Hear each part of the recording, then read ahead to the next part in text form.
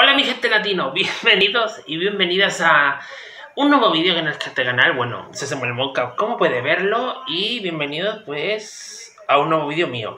Tendría que estar hablando de todo lo que está pasando con Ruth, José, lo de la Marras, toda esta gente, pero no me interesa. Ya lo vivo yo externamente y bueno, seguramente si has visto la película Anastasia, que ahora resulta que es de Disney, sabrás quiénes son los Romanov, porque se habla de ellos en esta película. Pero sabes que ellos existieron de verdad, fueron una dinastía imperial rusa que en julio de 1918 llegaron a un final muy sangriento, pero hablaremos de todo lo que llevó a esta decadencia.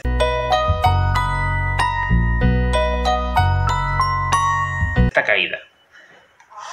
Bueno, seguramente se has aprendido historia. En 1917 fue cuando la Revolución Rusa llegó el mes de febrero, y un mes después Nicolás II, que era el emperador de Rusia, del Imperio Ruso, abdicó y se convirtió en Nicolás Romanov a secas, y 8 meses más tarde, en 1918, los bolcheviques le desvivieron a él, a su esposa y a sus 5 hijos.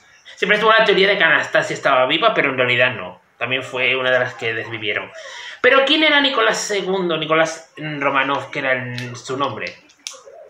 Pues él ocupó el trono en el año 1894 y era hijo del anterior zar, Alejandro III, de Rusia. Alejandro III Romanov, que será la dinastía. Y además Nicolás II fue descrito como un hombre limitado y un poco falto de imaginación. Y no tenía como las aptitudes y un temperamento para gobernar como zar en esos tiempos tan turbulentos. Era muy indeciso y aplazaba hasta el último momento las emisiones de las órdenes que debía dictar para repetir el último consejo que había recibido. Y se burlaban un poquito de él. Había un chiste que circulaba por la ciudad de San Petersburgo, que era donde estaban ellos ubicados, diciendo que las 2 personas más poderosas de Rusia eran el zar y la última persona que había hablado con él. Por lo que sí se le podía cambiar de opinión. No era muy progresista y creía en su derecho divino de reinar, ya sabemos, esta idea de que el poder de los reyes y emperadores venía de Dios. Una visión que compartía su esposa Alejandra, que creo que ella pertenecía a creo que a los de la familia del Reino Unido, no me acuerdo. Y la Orjana, que era su policía secreta, operaba con bastante impunidad. Pues obviamente como emperador, tenía muy pocos éxitos, no es que fuera muy exitoso. Perdió una guerra que ocurrió contra Japón de 1904 a 1905, y lo que hizo que el Imperio Ruso pues perdiera como este prestigio en Rusia y en el extranjero. En ese año, de 1905, pues se produjo al parecer una revuelta interna que hizo que Nicolás II accediese a crear la Duma, que es un cuerpo legislativo electo. Y antes de que se presentara su primera decisión, Nicolás II limitó los poderes de la Cámara como para tener su propio poder político. ¿Qué pasa? Que pasan 9 años y estalla la Primera Guerra Mundial, lo que hizo que Nicolás II condujera a sus súbditos a un conflicto que pondría bastante al límite los recursos de lo que era el Imperio Ruso en aquel momento, costando millones de vidas. A pesar de todo, como que ese es un poco el que no veía la impopularidad que él tenía en ese momento, convenciéndose de que en realidad le querían, pero no era verdad. Pero le apodaron Nicolás el Sanguinario, porque bueno, por esto de que mandó mucha gente a la Primera Guerra Mundial, mucha gente pues perdió la vida ahí. Y la verdad es que... por eso le apodaron. La gente tenía una visión muy distinta de lo que él tenía de sí mismo. La verdad es que sí. Pero ¿cómo era Nicolás II en su entorno familiar? Pues de puertas para adentro, él era un hombre muy familiar. Él se casó con su esposa Alejandra por conveniencia, pero ambos acabaron teniendo una historia de amor, en el sentido de que ellos se querían muchísimo. Él la adoraba y ella a él. Eran un matrimonio muy unido y fueron muy afortunados, porque en aquella época todo era por conveniencia. Los matrimonios en cuanto a los reyes, emperadores, era por conveniencia, pero ellos al final acabaron encontrando cosas en común y se enamoraron.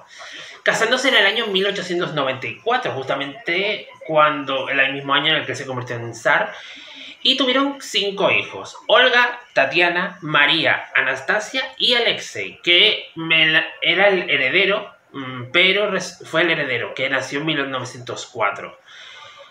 Y bueno, ya sabemos, Anastasia, la que se dice que estaba viva, pero en realidad no estaba viva. Y según todas las fuentes, Nicolás II, su esposa Alejandra, con sus hijos eran una familia muy unida y feliz. Alejandra, venía del Reino Unido y era nieta de la reina Victoria, pero era alemana de nacimiento y tenía un carácter más fuerte que el de Nicolás II. Ella era introvertida y su personalidad introvertida y distante la alejó del pueblo ruso, que la veía como alguien raro, extraño. Y a diferencia de su marido, ella era consciente de que no era muy popular, lo que la hizo volverse sensible, paranoica y un poco controladora. Sigmund Freud observó que las familias tienden a organizarse alrededor del mismo más desfavorecido. Podría haber sido Alejandra en este caso de los Romanov, ya que su temperamento nervioso aseguraba la atención y preocupación constante de su esposo y sus hijas. Olga, que era la más mayor de las hijas, y Anastasia era la más joven. Se llevaban 5 años de diferencia. Y Alejandra, digamos que dependía de todas ellas y solía mantenerse cerca. Y obviamente se preocupaban por Alexei, ya que él era el heredero al trono y había nacido con hemofilia, algo que creo que pasa en algún miembro de la familia española hoy. Que la hemofilia es... ¿qué es la hemofilia? Para la gente que a lo mejor no lo sepa, pero la hemofilia es un trastorno hemorrágico hereditario por el cual la sangre no se coagula de manera adecuada. Puede producir sangrados espontáneos, tanto después de una operación como una simple lesión. Por eso todo el mundo estaba bastante preocupado por Alexei, porque era el que había nacido con la hemofilia. Seguro que en algún momento lo comprobaron por eso. Y se convirtió en su prioridad. Cualquier actividad que Alexei hiciera comportaba pues ese riesgo de que sufriera sangrado interno o externo bastante fuerte por la hemofilia. Y Alejandra tenía que dormir cerca de su hijo, en el suelo, durante las semanas que él se tenía que recuperar. Era una época en la que los padres de clases altas básicamente no se llevaban bien con sus hijos. No que no se llevaran bien, sino que no venían a ser padres presentes, digamos. Resulta que debido a esto de la hemofilia, Alexei quería una dependencia, un estrecho vínculo con sus padres, con Nicolás y Alejandra. Pero aquí es cuando llega, y esto los hacía vulnerables. Y aquí llega la figura... Una de las figuras importantes, seguramente tú conoces, Rasputin. La canción es de Rasputin, esa canción, ¿no? Pues resulta que llega Rasputin, que había nacido en el oeste de Siberia. Él mismo se había autoproclamado hombre santo. Su reputación era un poco ambigua y tenía un poco comportamiento promiscuo. Le gustaba un poco, era un poco pichafloja, vamos a decirlo así. Sus poderes sanadores y su capacidad de predecir el futuro también era algo que se hablaba de él. No estaba claro si realmente tenía poderes sobrenaturales o sanadores o si era uno de estos que hablaba por hablar. Un charlatán. Pero los Romanov al final creyeron en él, sobre todo Alejandra, sobre quien él, Rasputin, tenía una gran influencia. Y claro, esto hizo que la familia imperial rusa confiara en él en todo lo que podía hacer. Corría el año 1905 y fue cuando Rasputin conoce a los Romanov. Por ese momento Alejandra estaba desesperada. La revolución de aquel año estaba a punto de derrocar al imperio, la monarquía imperial. Había nacido su hijo Alexei con hemofilia y también esto era una amenaza, y también que hubiera nacido con hemofilia el heredero a la corona era amenazar el futuro de la familia, de la dinastía imperial. Esta situación de crisis política y agonía materna permitió que Rasputin se introdujera en la familia. Alexei sufrió en 1908 un episodio de sangrado, se ve bastante serio, y Rasputin alivió su dolor. Según se dice, el místico advirtió a Nicolás y Alejandra de que la salud de su hijo estaba vinculada a la fortaleza de la dinastía. Rasputin era capaz de cuidar de la salud del niño y le aseguró un lugar de palacio y el poder de influir en el zar a través de Alejandra. Claro, ellos vivían en el Palacio de Invierno en San Petersburgo. Si tú has visto Anastasia, te suena. Ahora resulta que ahora se puede visitar, creo, porque no vive nadie ahí. Parece que se dice que puede que la relación entre los Rasputin y los Romanov haya base al zarevich, que era el título del heredero imperial.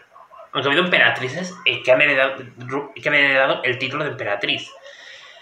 Catalina la Grande, por ejemplo. Pero también hundió la reputación de Alejandra y la distanció más de este pueblo. Y es que al parecer circulaban los rumores de que Rasputin, con esa cara, había seducido a Zarina. Eran otros tiempos, no vamos a decir que no. Pero, aunque es casi seguro de que así nunca fue, sí es cierto que Rasputin tuvo aventuras con mujeres del entorno de los zares. Nicolás II ignoró las peticiones de portar a Rasputín de la corte, alimentando la ira de la gente. Y él quería mantener felices a su esposa y a su hijo, hizo que rechazara la amenaza que Rasputín pues representaba. Hay una teoría que dice que Rasputín pudo intentar sobrepasarse con las hijas de Nicolás II. No se sabe, es una teoría que dice, yo no sé si es cierta o no. Claro, aquí es cuando llega, bueno, el pueblo ruso se cansa. En 1915, en plena Primera Guerra Mundial, Nicolás II viaja al frente para asumir en persona el mandato de las fuerzas rusas. Alejandra la zarina asumió los asuntos internos, influida por Rasputín. Ella condujo el nombramiento de ministros un poquito incompetentes. Me pica el ojo, socorro. Las derrotas en el frente y la conducta de Rasputín hizo que el pueblo ruso ya estuviera cansado y se volviera contra Nicolás II y su familia. El momento de la revolución evidentemente había llegado. Para los bolcheviques, quienes se hicieron con el poder en 1917, los Romanov eran un dolor de cabeza. Algunos los querían mandar al exilio, otros querían que les juzgasen por crímenes, algunos querían que desaparecieran para siempre, ya que si seguían vivos constituían un símbolo de movimiento monárquico. Al principio la familia se acabó recluida en el Palacio Alexander en Tsarskoye Selo, a 30 kilómetros de San Petersburgo. Yo no sé hablar ruso. Así que... Y más tarde fueron enviados a Tobolsk, al este de los Urales, que es ahí donde se quedaron. La verdad es que el palacio ese donde vivieron, lo estoy viendo en la imagen, y mal no vivían, porque mal no los trataron. Y a Nicolás le gustaba al parecer eso a cambio de la fortuna, con su cambio de fortuna. Él disfrutaba del aire libre y la vida rural y no echaba de menos ser zar de Rusia, ya que la familia tuvo una generosa plantilla de sirvientes, 39 en total. Tuvieron sus posesiones personales, las cuales conservaron, incluyendo álbumes de fotografías familiares encuadernados que atesoraban con cariño. En esta época del cautiverio todavía era posible soñar con un final feliz. Quizá podían llegar a Inglaterra y decidirse junto a Jorge V, primo de Nicolás II, que por cierto, mira las imágenes de Jorge V, del rey Jorge V del Reino Unido y del Zar Nicolás II, es que son igualitos, es que son iguales. O sea, podrían cambiarse el cambio si no se hubieran dado cuenta. O incluso podrían haber sido su residencia de Crimea, donde habían pasado muchos veranos felices. ¿Los vieron las imágenes que salieron de la fotografía de San Nicolás II bañándose en los ríos? ¿Desnudo? La zarina Alejandra tenía buen gusto, sabía lo que quería. Pero ¿qué pasa? Que quedó una salida después de todo esto. Ekaterimburgo, donde fueron llevados, aduciendo una conjura monárquica, les iba a facilitar la huida a Tobolsk. Finalmente, comunista y antizarista, Ekaterimburgo era la ciudad más radicalizada de Rusia. Y se dice que Nicolás II afirmó que iría a cualquier sitio excepto los Urales, pero al final les transportaron a un gran edificio conocido como la Casa de Ipatiev. Y se construyó una alta cerca de madera para separarla del mundo exterior, donde ellos disponían de un jardín para hacer ejercicio, y Abdev, que era un hombre que estaba al mando y corrupto, pero no cruel. Los guardias eran personas corrientes reclutadas de fábricas locales. Con el tiempo los romanos se familiarizaron y se hicieron amigos hasta de los guardianes. La situación no duró mucho, ya que los bolcheviques sustituyeron a Abdev por Yakov Yurovsky, que planearía desvivir a la familia imperial. Acabó con los hurtos menores que su predecesor dejó pasar y fue más estricto y disciplinado. Mantuvo una relación distante pero profesional con Nicolás y Alejandra, incluso cuando preparó que les quitaran la vida. Y la agonía acabaría llegando, ya que los últimos civiles vieron a los Romanov con vida fueron 4 mujeres de la casa Ipatiev que fueron a limpiarla, siendo Marilla Starodumova, Evdokiya Semenova, Bárbara Diagina y una cuarta mujer que no se identificó, aliviaron algo del aburrimiento de la familia en la reclusión, ofreciéndoles un contacto con el mundo exterior. Estas mujeres promocionaron su testimonio y fue el retrato más humano de aquella familia condenada a un fatal destino. Aunque les prohibieron hablar con ellos, al final los observaron de cerca y vieron el contraste de la arrogancia sobre la familia que de la propaganda antisarista había difundido a las personas sencillas que estas 4 mujeres se encontraron. Para estas mujeres, las grandes duquesas eran chicas normales. Para Evdokiya y Alexei parecía la personificación del sufrimiento del enfermo. Y como muchas personas antes que ella, quedó especialmente impactada por sus ojos tuzos infantiles, que aún era un niño para ese momento, y llenos de tristeza. Pero la familia estaba encantada de poder disfrutar de esta distracción. Las hermanas se ofrecieron a ayudar a fregar los suelos, aprovechando la oportunidad para hablar con las limpiadoras, desafiando las reglas que estaban en la casa Ipatiev. Tanto Semenova como Stardumova recuerdan con gran claridad la de Yurovsky sentándose junto al Zarevich e interesándose por la salud del niño. Una escena rara de compasión que resultaba siniestra porque le iban a quitar. Él sería el ejecutor de esa criatura de tan solo de Alexei, que todo tenía 13 años para ese momento. Causó una profunda impresión en las 4 mujeres visitar la casa de Ipatiev, ya que los Romanov iban a ser desvividos, porque eran el símbolo de la autocracia. Pero en Ekaterimburgo los bolcheviques se habían convertido en lo contrario a los aristócratas. En palabras de Semenova, no eran dioses, en realidad eran gente normal como nosotras, simples mortales. En la noche del 16 de julio se envió un telegrama a Moscú que informaba a Lenin para acabar con los prisioneros, con los Romanov. Y a la 1:30 de la madrugada les informó que los enfrentamientos entre los bolcheviques y los contrarrevolucionarios amenazaban la ciudad y debían bajar al sótano. Y al final es ahí cuando, pues, reunidos en una habitación pequeña y vacía, se colocaron sillas. Y la dirección, los verdugos estaban ya ahí. Leyó a los estupefactos una declaración y cuando empezaron a dispararles. Los testimonios dicen que la mayoría que dice que el zar Nicolás II era el objetivo principal, falleciendo por los disparos, y ella pereció después de una bala que le alcanzó la cabeza. Las grandes duquesas parecían ilesas ya que llevaban joyas en sus corpiños, pero al final también acabaron con ellos. El resultado fue muy caótico y por el deshacerse de los cuerpos, la verdad. Como ya dije, deshacerse de los cuerpos fue complicado, y es que se cree que los primeros dejaron una mina llamada Ganina Yama, que los bolcheviques intentaron volar con granadas, pero retiraron los cuerpos de inmediato. En la nueva sepultura el camión quedó atrapado en el barro. Sacaron 2 de los cuerpos, que se creen que eran de Alexei y María, y se deshicieron de ellos en el bosque. Los otros los acabaron empapando con ácido y se quemaron enterrados en una fosa quizá no muy lejos de ahí. En el año, es que la verdad acabó saliendo a la luz, y es que los bolcheviques, después de anunciar que Nicolás II y su familia estaban sin vida, aseguraron que la zarina Alejandra y Alexei estaban vivos en algún lugar seguro. Bueno, en realidad sería de Anastasia, pero no se confirmó hasta 1926, cuando las autoridades soviéticas se negaron a decir que esto fue lo que les ejecutaron. Stalin en el 38 prohibió que se hablara sobre su destino, y la casa Ipatiev se demolió en 1977. Pero 2 años después, unos historiadores encontraron una tumba cerca de Ekaterimburgo, pero el hallazgo se mantuvo en secreto hasta después de la caída de la Unión Soviética, siendo en el 91 cuando se exhumaron los restos de 9 personas. Se identificaron como Nicolás, Alejandra, Olga, Tatiana, Anastasia y sus 4 sirvientes. Pero los restos de la familia se enterraron en San Petersburgo, y en el año 2000 les canonizaron como los portadores de la pasión. Y en Ganina Llamas, la iglesia ortodoxa levantó un monasterio. Acabaron encontrando los restos de Alexei y María en el 2007, siendo identificados gracias al ADN. Y justamente en 2003 se consagró la iglesia de la sangre derramada en su honor. Se dice que las familias cuyos miembros están muy unidos a veces se aíslan del mundo exterior, y ese fue el caso de los Romanov. Estaban tan ensimismados que les impidió ver el peligro que les acechaba, pero su amor les fortaleció y hizo más llevadero que todos se quisieran este cautiverio hasta su final. También ya sabemos, lo de que Anastasia pudo vivir, pero sabemos que en realidad no.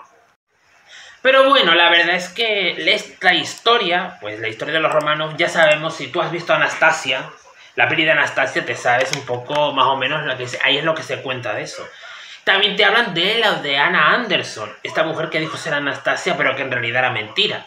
Si quieren que hable de Anna Anderson, y que decía que era Anastasia y luego era falso, me lo dice. Pero, pues sí, este fue el final de los Romanov. Al final, creo que, bueno, también es que un poco el pueblo se había cansado de ellos, un poco. Así que creo que, no sé. Es un poco como estaban tan obcecados un poco en eso de que la gente los quería. Y la verdad es que, obviamente, ahí, digamos que ahí un poco pecaron en eso. Pero la verdad es que no sé qué les parece a ustedes, porque, no sé. A mí la verdad es que lo pienso y digo, madre mía. Pero, claro, esto es un poco lo que tenía, la cosa de, pues, esta historia. Así que nada, yo espero que os haya interesado esto, porque... Así que, la verdad es que interesante, cuanto menos. Así que espero que os haya entretenido. este vídeo. Ya sabes que puedes suscribirte, dar like, comparte, comenta todas esas cosas. Puedes seguirme en mis redes sociales y todo. Y, no, y con esto y nos vemos en el siguiente videito. Ya veré de qué es. Bye.